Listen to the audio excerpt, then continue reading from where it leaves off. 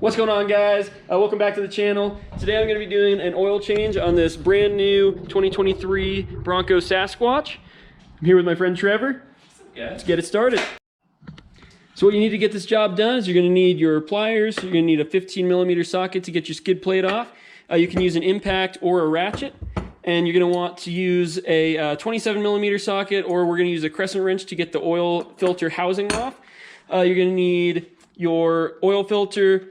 I believe it's 6 quarts of 5W30, and then you're going to need this crappy little Ford drain plug here that you can get off of Amazon or from AutoZone, but it's made out of plastic, so we'll see how that goes. So when you're under the car, you're going to take out these 5 bolts right here, and then you're going to take off the skid plate.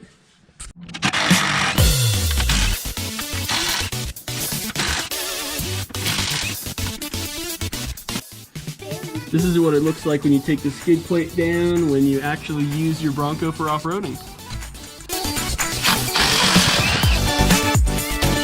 There were actually 6. So next you're just going to pull your oil drain plug out using your pliers, and you're going to drain it into your oil pan.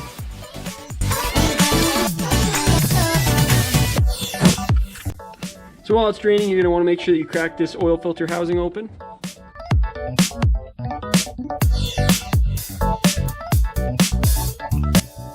Make sure that after the second O-ring is out, you're just going to let that sit on top there so that way it can drain a little bit. So next you're just going to pull this cap off. Place all the O-rings on your oil filter housing.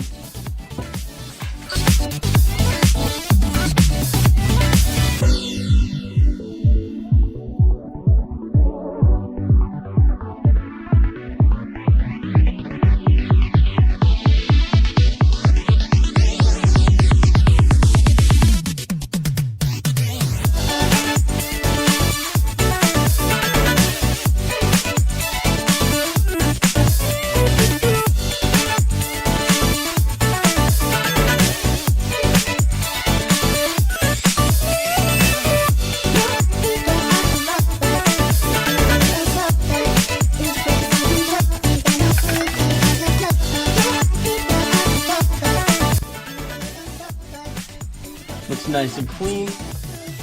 And I'm just going to want to make sure she seats in there correctly.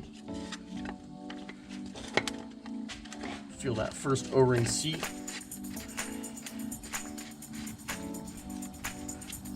And then we can get the rest with the socket or a ratchet.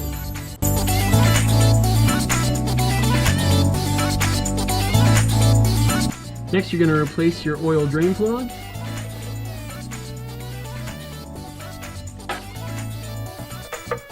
Clean the mating surfaces. So you're just going to tighten it until it snaps into place. And finally, you're going to top off your oil.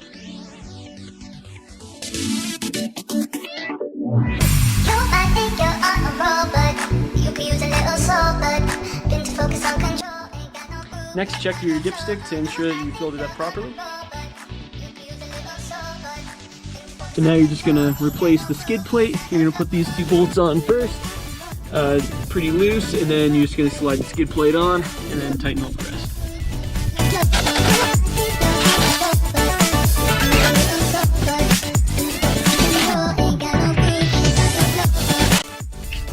So next you're going to reset your oil light.